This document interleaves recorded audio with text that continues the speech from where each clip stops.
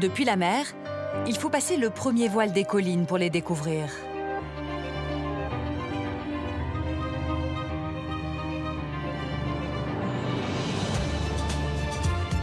Voici les sommets du Mercantour.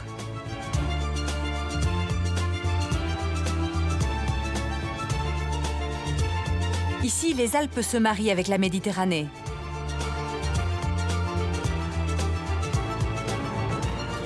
Ce sont des montagnes sauvages et protégées.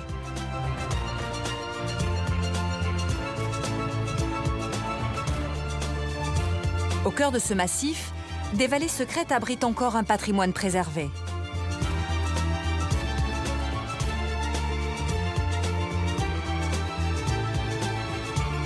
Car depuis des millénaires, ces hautes terres fascinent et attirent les hommes.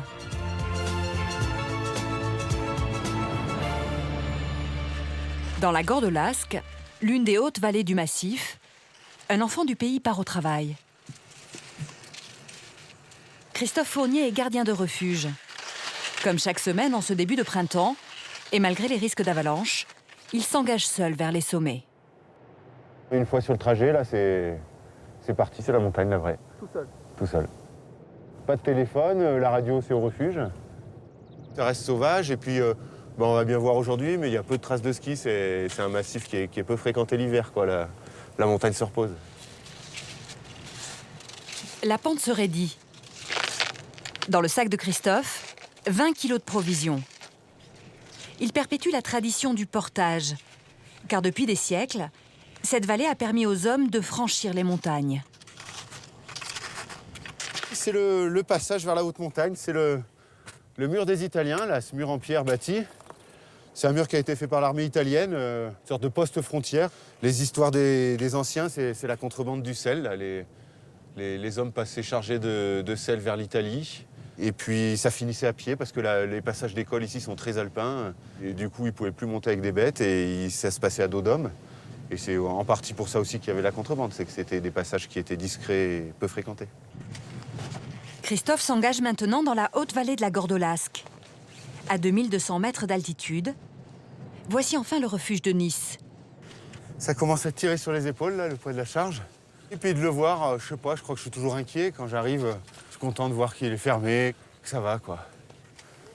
Ça y est, voilà rendu. Le chalet est à moitié enfoui sous la neige. Nous sommes à la fin du mois d'avril.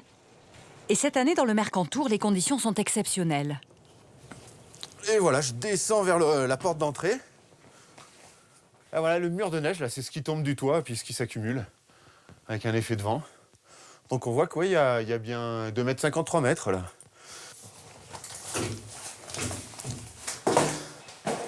Et voilà, le refuge de Nice. Christophe doit maintenant ouvrir et préparer le refuge. Car ce soir, il attend un groupe de randonneurs. Et voilà.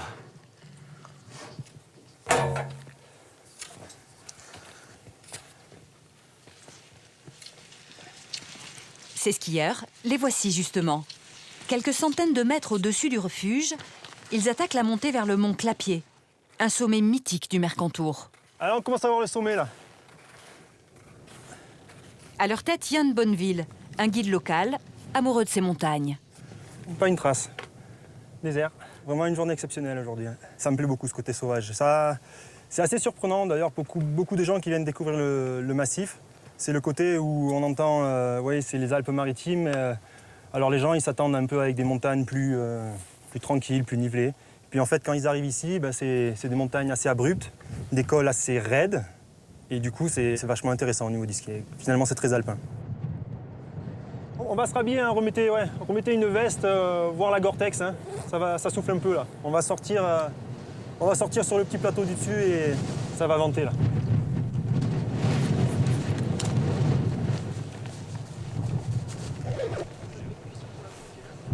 À cette altitude, le souffle se fait plus court.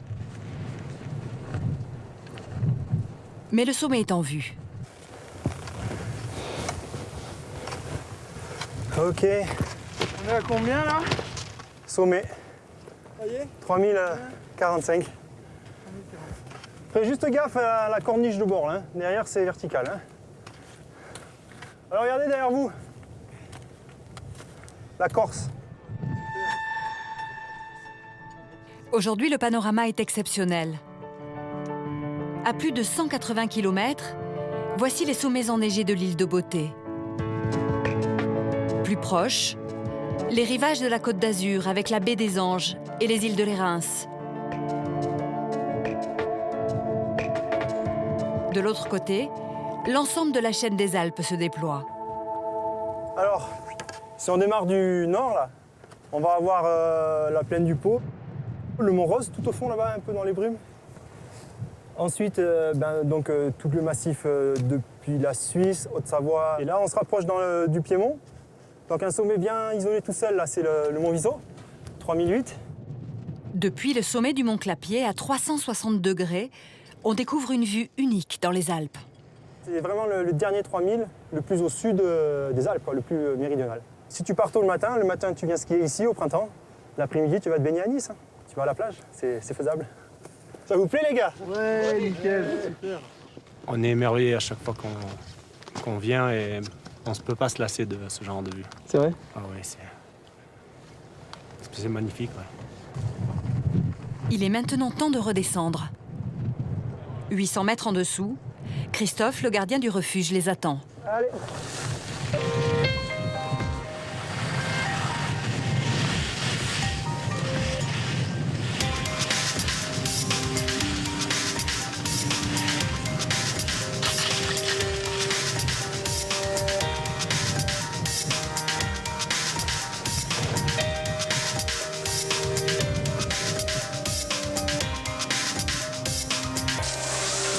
Salut, salut. Bienvenue. Allez, bien entré, suivez-moi.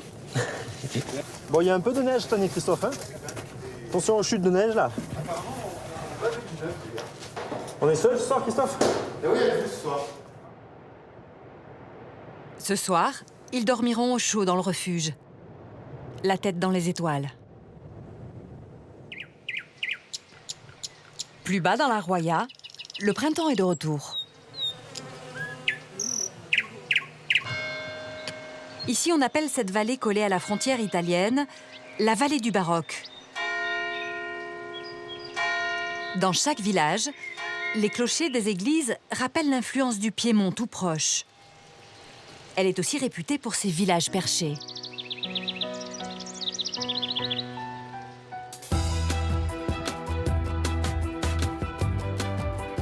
Voici l'un des plus beaux, le village de Saorge. Accrochées à la falaise, ces hautes maisons surplombent les gorges de la Roya.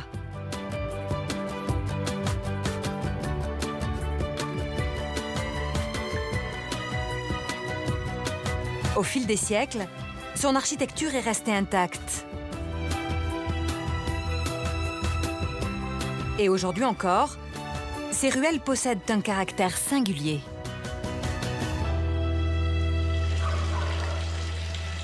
Jean-Marie Sevasco est garde-moniteur au parc national du Mercantour. Dès son arrivée dans la vallée, il est tombé sous le charme du village. Oui, j'avoue que chaque fois que je viens, c'est toujours le même choc. C'est pas comme ailleurs, voilà. C'est un village perché déjà. C'est un peu comme les Aigles, il faut grimper, il faut y arriver. Et quand on est là, il y a une autre ambiance. Alors tout le village est parsemé de petites routes, de petits chemins, de petits tunnels, de passages. Au début, on s'y perd un peu. Puis finalement, c'est logique.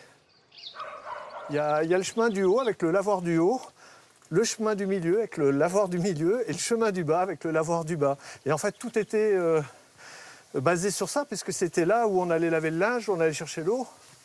Et donc tous les chemins vont mener à ces différents lavoirs. Ah, il y a l'eau qui passe de lavoir en lavoir.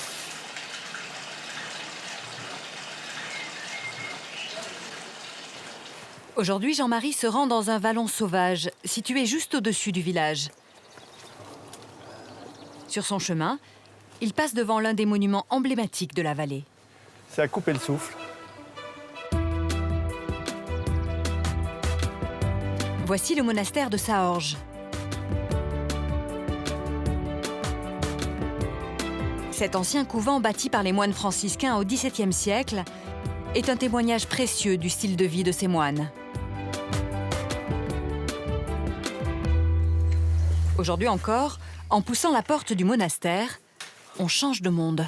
Alors voilà, dès qu'on arrive ici, ce qui frappe, c'est la lumière. Hein. C'est absolument extraordinaire. Les moines ont vraiment choisi cet endroit parce que c'est sur un promontoire et la lumière arrive de tous les côtés. Et comme par hasard, on va trouver beaucoup de cadrans solaires. Là, on a l'heure du matin, puisque c'est le soleil du matin qui tape sur cette face. Et on aura l'heure qui est pratiquement exacte du matin. Ensuite, l'après-midi, on va se tourner vers cette face-là, qui commence à être ensoleillée. Et les cadrans solaires du bas, vous voyez, qui sont datés, 1760, vont donner l'heure de l'après-midi. Et ensuite, à droite, vous voyez, c'est encore à l'ombre. Eh bien, ça sera l'heure du soir. Ces cadrans de style baroque témoignent de l'importance du rapport qu'entretenaient les moines franciscains avec le soleil et la nature.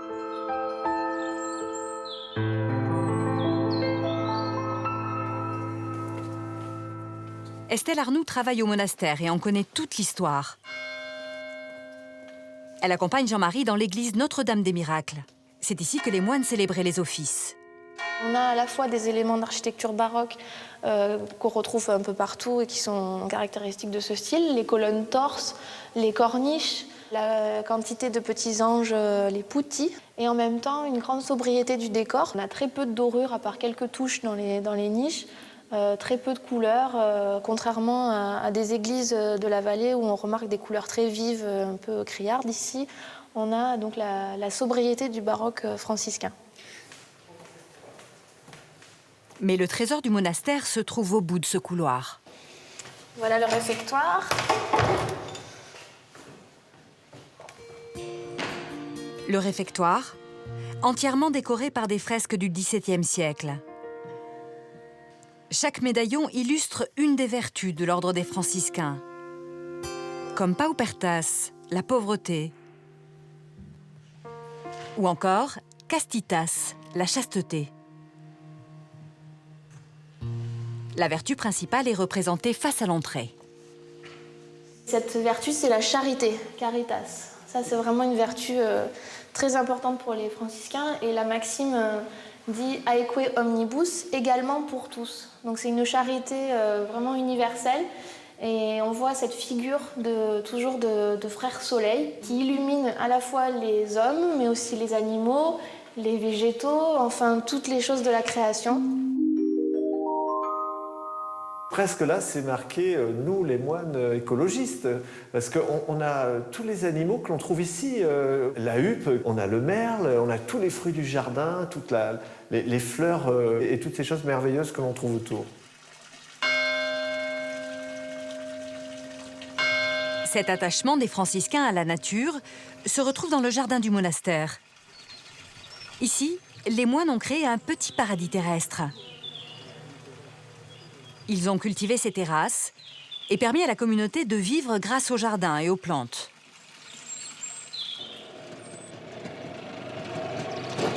Aujourd'hui, le monastère est géré par le Centre des Monuments Nationaux. Et le maître du jardin, c'est Gilus Maniotto. Depuis quelques années, il redonne vie à ce potager du XVIIe siècle. Les mêmes gestes se répètent. Ici, comme à l'époque des moines, on laisse des plantes sauvages s'épanouir dans le jardin. Ce qui permet, dès les premiers beaux jours, une belle cueillette. Ben alors, c'est les petites récoltes de printemps, hein, c'est pas la folie. Ça, c'est la consoude, c'est la cousine de la bourrache. Voilà. Ça se met haché aussi dans la tourte, dans les raviolis. Ça, c'est un poireau perpétuel avec ses petits bulbilles, là, il se reproduit tout seul. C'est important de diffuser ce patrimoine d'autosubsistance, de saveurs culinaires. Oui, moi j'ai appris à faire la tourte, les raviolis. On est plus de l'ordre de la cueillette là que de l'agriculture, quoi.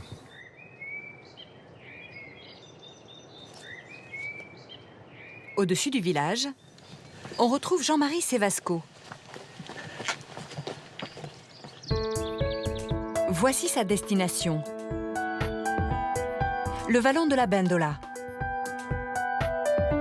Située en périphérie du parc national du Mercantour, cette vallée sauvage est un site réputé pour sa richesse écologique. Ici, depuis des siècles, les hommes ont créé ces paysages.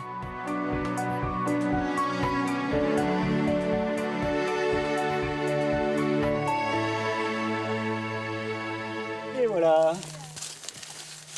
Ce matin, Jean-Marie a rendez-vous avec des habitants de la vallée qui protègent cet environnement. Bonjour, en plein boulot. On t'attendait, Jean-Marie. Ah, mais c'est fantastique tout ce que vous avez fait déjà. C'était complètement fermé là. Je me rappelle l'année dernière, on passait plus là. On va vers là-bas, on va voir les autres. Voir le travail effectué là, ça c'est énorme, énorme. Avec la disparition des derniers agriculteurs du vallon, les terrasses ne sont plus entretenues et peu à peu la végétation regagne du terrain. On voit bien quand des broussaillants. Ah oui, oui. Grâce à leur travail, de petites merveilles continuent de pousser dans la Bendola.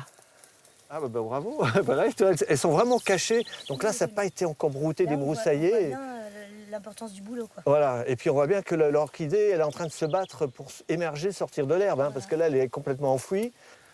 Comparé aux orchidées exotiques que l'on voit chez les fleuristes, c'est des miniatures, c'est des naines. Hein. Mais on s'approche de très près et on découvre les couleurs, on découvre toute la magie de l'orchidée. Sur ces terrasses, une cinquantaine d'espèces est répertoriée.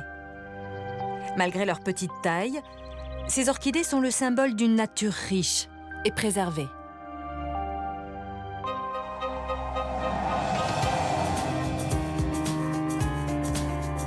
Changement de décor. Direction l'arrière-pays niçois. Nous sommes dans le lit du Var. Ici, le fleuve a donné naissance à un monument géologique remarquable. Voici les gorges de Dalius.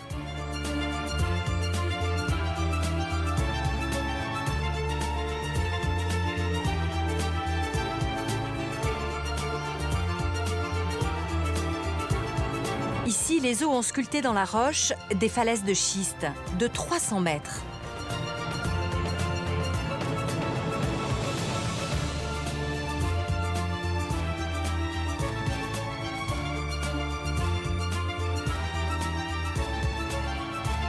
On surnomme ce site unique le Petit Colorado.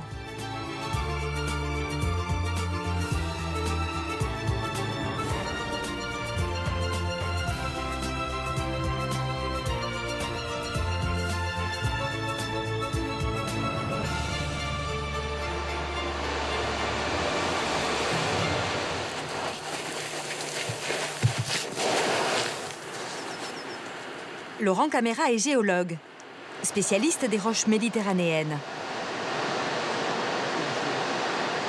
Il étudie la formation de ce massif depuis des années.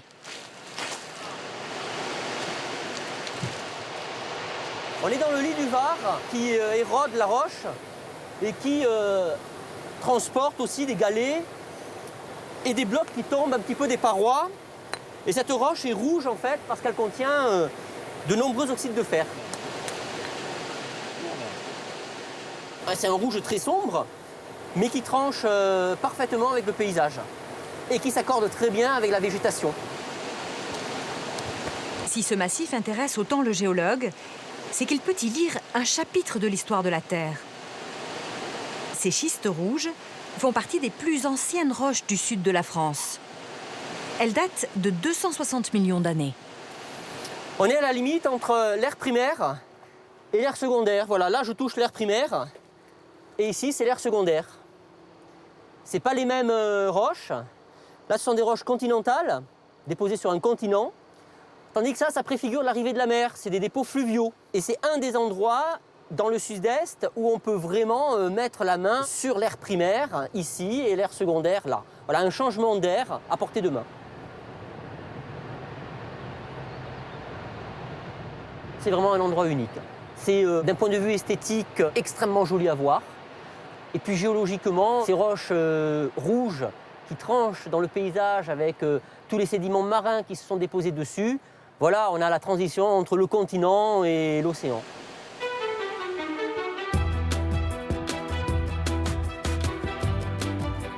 Retour en altitude, au cœur du parc national du Mercantour.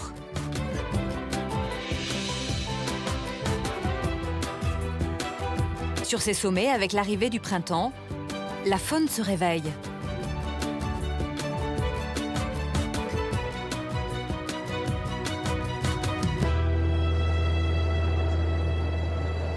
Fin avril, dans ces hautes vallées, le brouillard accroche les cimes. Et il y en a deux, ils sont en train de manger le peu d'herbe qu'il y a, qu'ils trouvent là. Alain Lantériminé, le garde responsable du secteur, observe une harde de chamois. Ils se grattent le dos. Pour ces animaux, les semaines qui les séparent de la fonte des neiges sont particulièrement délicates. Ils ont eu un hiver difficile qui correspond aux hivers qu'il y avait il y a 30 ans, quoi, beaucoup de neige. Parce que ces dernières années, pour eux, c'était vraiment cocagne. Hein. Il n'y avait pas de neige, ils passaient l'hiver sans problème. Mais là, cet hiver, il y a quand même eu de la mortalité, mais c'est naturel. Le garde entame une tournée de contrôle qui doit le mener en haute montagne. Sur son chemin, quelques centaines de mètres plus haut, voici les traces d'une scène de la vie sauvage. Regarde là, tu vois, il y a des poils de chamois là. Dans la neige, là, il y a des crottes de canidés.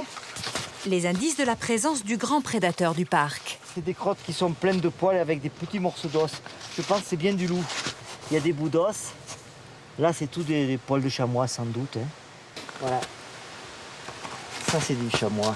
Normalement, les loups ont du mal à capturer un chamois. C'est surtout dans des barres rocheuses comme ça, le chamois se réfugie. Mais c'était un animal épuisé en fin de course. Peut-être un animal qui avait passé vraiment un mauvais hiver. Donc les hivers enneigés comme ça, c'est peut-être pas bon pour les chamois, les chevreuils, mais c'est bon pour l'aigle, pour le renard, pour le loup. Je pense quand même plus facile pour lui d'attraper des bêtes.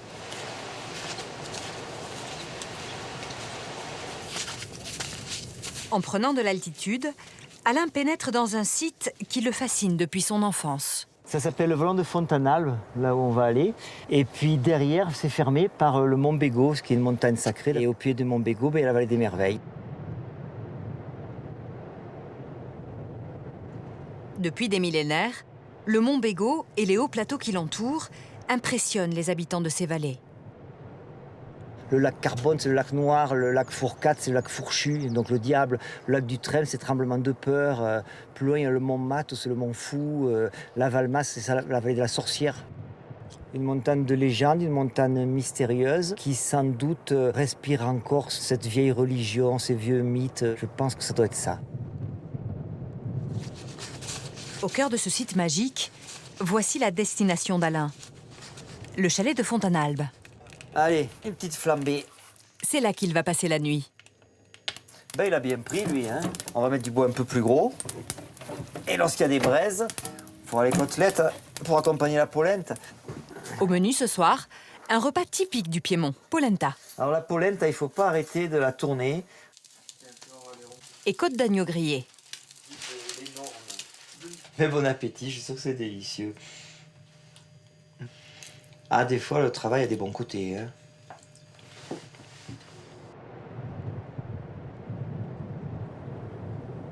Avec l'aube, voici les premières couleurs. Ce matin, le soleil teinte la montagne de rose.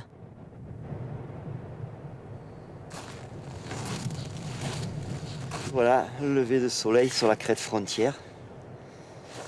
Derrière, là, c'est le Piémont et après, c'est la Ligurie. C'est un moment paisible, tout est beau. Il n'y a personne. Ce matin, au-dessus du refuge, Alain pénètre dans la zone la plus protégée du parc du Mercantour. Car sous ses pieds, enfoui sous la neige, repose un trésor archéologique. Toutes ces grandes dalles là-bas, tout ce qui est blanc, c'est des grandes dalles de roches lisses, que les gens appellent des schistes. Et localement, ça s'appelle des tchapes. Et elles sont gravées. Lorsque la neige disparaît, on découvre de grandes roches. Il y a 5000 ans, les hommes de l'âge du bronze ont inscrit dans ces pierres d'étranges figures.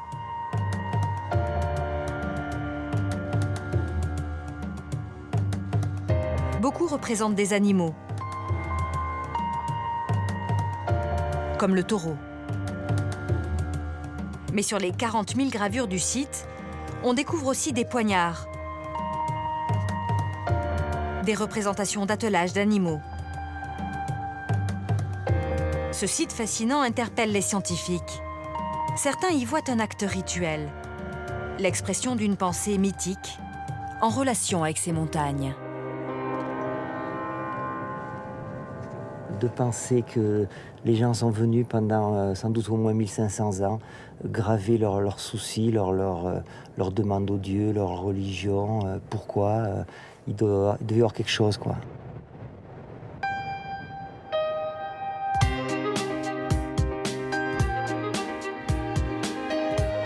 Nous quittons le cœur du parc, direction le nord du massif du Mercantour. Voici la vallée de l'Ubaye. Elle est au carrefour du Piémont, de la Provence et du Dauphiné.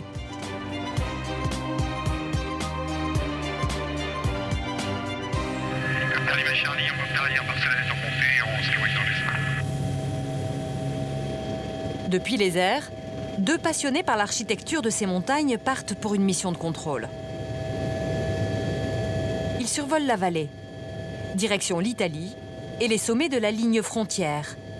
Car ici, en haut de chaque montagne, des sentinelles montent la garde. On est dans une série de fortifications qui s'appellent des forts d'altitude. Ça permettait de croiser le feu et de verrouiller donc les zones de passage. Voilà, en face de nous, le col de l'Arche, l'Italie. On le comprend tout de suite ici, il s'est passé des pages d'histoire importantes depuis des siècles. Et donc ces constructions sont les témoignages vivants de tous ces siècles d'histoire. Thierry Noyez est un spécialiste de ces forts de l'Ubaye. Aujourd'hui, avec Xavier Fribourg du Parc national, ils veulent contrôler l'état de certains d'entre eux. En particulier, Tournou, le plus fameux de la vallée. On voit deux bâtiments accrochés à la montagne, c'est une des parties du fort. Il faut savoir que ce fort s'échelonne sur 700 mètres de dénivelé. On voit que tous les murs d'enceinte sont en bon état, il n'y a pas trop d'effondrement. Il a l'air encore en état. Construit au milieu du 19e siècle, Tournou devait permettre de bloquer les troupes italiennes venant du col de l'Arche. Presque 2 siècles plus tard, ces bâtiments disparaissent peu à peu. Et aujourd'hui, on a vraiment un élément fort du patrimoine qui lentement retourne à la nature et à la montagne. On voit les pins et la forêt qui reconquièrent petit à petit cet espace-là. C'est à la fois une construction de l'homme et à la fois un lieu aujourd'hui qui est réoccupé par la nature. C'est assez émouvant. Thierry et Xavier se rendent maintenant sur une autre forteresse qui disparaît elle aussi dans la forêt. Voici le fort de Roche-la-Croix. À cette période de l'année, il n'est accessible que depuis les airs.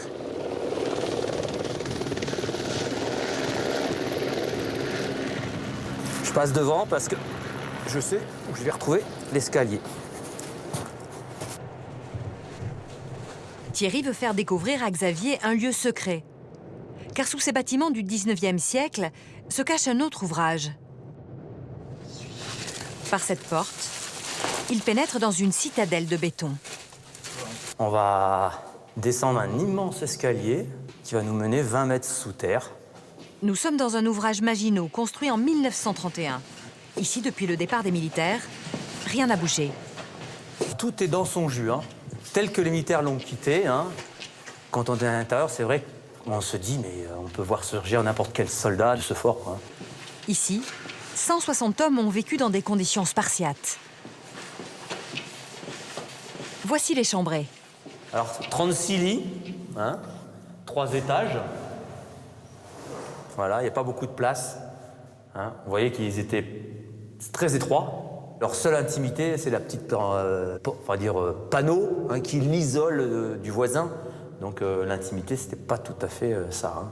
La comparaison avec un sous-marin, elle est quand même assez intéressante. Enfin, on retrouve la promiscuité, l'enfermement, le fait de pouvoir rester 3 mois en autonomie, on va dire c'est comme une sorte de plongée. À tel point que les soldats qui occupaient le fort, on appelait ça un équipage. Ah, voilà la tourelle 75. Les hommes de ce sous-marin de béton disposaient d'un armement ultra-moderne pour l'époque. c'est la pièce maîtresse de la vallée, l'élément principal. Tout ce qui est ouvrages Maginot s'articule autour de cette tourelle. Une tourelle en acier qui permettait à un seul homme de pointer des canons d'une portée de 12 km.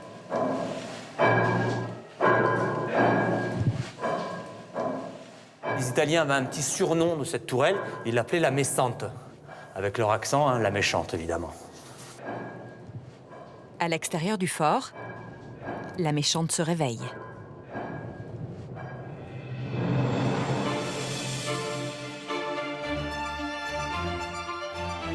En juin 1940, sa puissance de tir a permis de contenir les troupes italiennes débarquant du col de l'Arche. Sur un autre sommet, voici le fort de Cuguré. Construit en 1884, il a longtemps été laissé à l'abandon. Aujourd'hui, c'est une propriété privée, car il y a une vingtaine d'années, un passionné a eu le coup de foudre pour ce lieu et a décidé de le sauver. Allez. Ce matin, cette citadelle baisse son pont-levis. Voilà. Pour Renaud Bellucci, son propriétaire, c'est la première visite du printemps. Ça marche, il n'y a pas de grincement. Hein, malgré l'hiver, la maison ouvre. Allez, bienvenue. Depuis des années, ce fort est au centre de sa vie. La neige vient juste de fondre. Et Renaud envisage déjà les travaux à prévoir cet été. Des pierres qui se barrent, le gel, le dégel, ça n'a pas de fin. C'est pour ça que je dis tout le temps, quand les gens me disent « vous en avez pour combien de temps ?» Je dis 2-3 vies, quoi. Là, ici, c'est colossal. Tout est à échelle démesurée.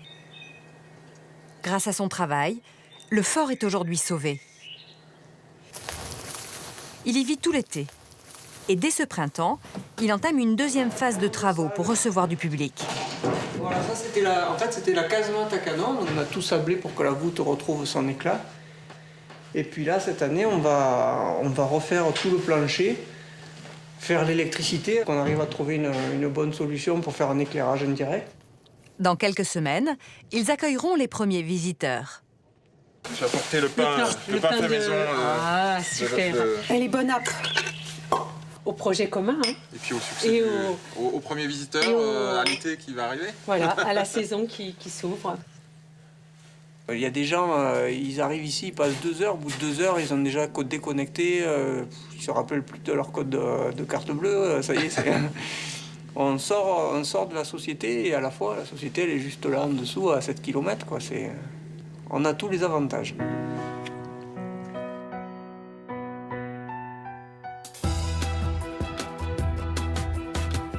À quelques kilomètres de Cuguré, voici la petite ville de Barcelonnette.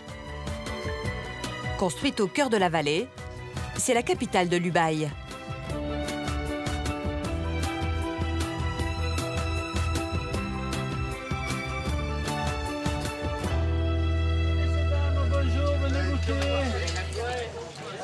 Aujourd'hui à Barcelonnette, c'est jour de marché. Ici, les produits, les couleurs, tout respire le sud. Dans le langage, dans l'accent des gens, dans le climat, à part la neige, heureusement qu'il tombe en hiver, on peut dire qu'on est le bout du sud. Hélène Homps se passionne pour l'histoire de sa vallée. Une histoire riche, car l'Ubaye a toujours été une terre de passage ouverte sur le monde. À 2 pas du centre, ces hautes grilles protègent des maisons, témoignage du passé de grands voyageurs de ses habitants. Si on se recule, on peut observer l'architecture de ces maisons assez étonnante parce qu'on a des toits mansardés qui n'ont rien à voir avec l'architecture basalpine locale. On se croirait dans une cité balnéaire ou une station thermale. Ces villas de tout style sont le reflet de la réussite de ceux que l'on appelle dans la vallée les Mexicains. Un nom étonnant pour qualifier ces habitants de l'Ubaye partis chercher fortune en Amérique centrale. Au milieu du 19e siècle, les premiers jeunes de la vallée décident de tenter l'aventure. Direction Mexico. Ce sont des entrepreneurs et rapidement, certains font fortune dans le négoce du textile. Ils créent alors d'immenses magasins, sur le modèle parisien du Bon Marché et de la Samaritaine. Le bouche à oreille fait le reste, et pendant plus d'un siècle, des centaines d'Alpins tenteront leur chance au Mexique. Fortune faite, ces Mexicains se font construire au pays de petites folies.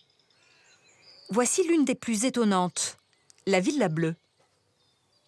Le commanditaire est à Mexico et il semblerait qu'il ait donné totalement carte blanche à une équipe d'architectes, de jeunes architectes, qui s'étaient distingués à Paris à l'exposition de 1925. Et donc là, qui propose un morceau d'architecture art décoratif. Et quand le propriétaire est revenu, il aurait été très étonné de voir un tel programme. Grâce à Hélène, nous pénétrons à l'intérieur de la villa, dont le propriétaire vient de terminer les restaurations. Là, on découvre le cœur de la maison et véritablement la surprise.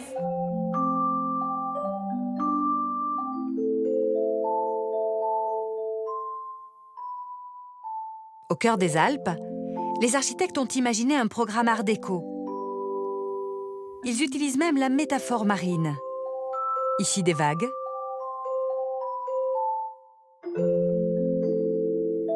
là des hublots et des cabines de bateaux. Et toute la maison est organisée autour de ce vitrail. Ici, c'est l'accès principal. On rentre dans la maison par là et on est comme dans le siège social d'une entreprise. On a là le paysage emblématique de la réussite du propriétaire au Mexique. Alors au premier plan, vous pouvez découvrir les métiers à tisser. Au-dessus, les usines, et puis qui lui fait face, la silhouette du grand magasin que le propriétaire possédait au cœur de Mexico. Il y a une superbe vue sur le chapeau de gendarme. Et pourtant, quand on ouvre les fenêtres, on est bien dans les Alpes. Voilà, un paysage naturel grandiose, l'univers montagnard dans toute sa plénitude, et un morceau d'architecture qui ne devrait pas être présent ici. Et c'est là l'exotisme.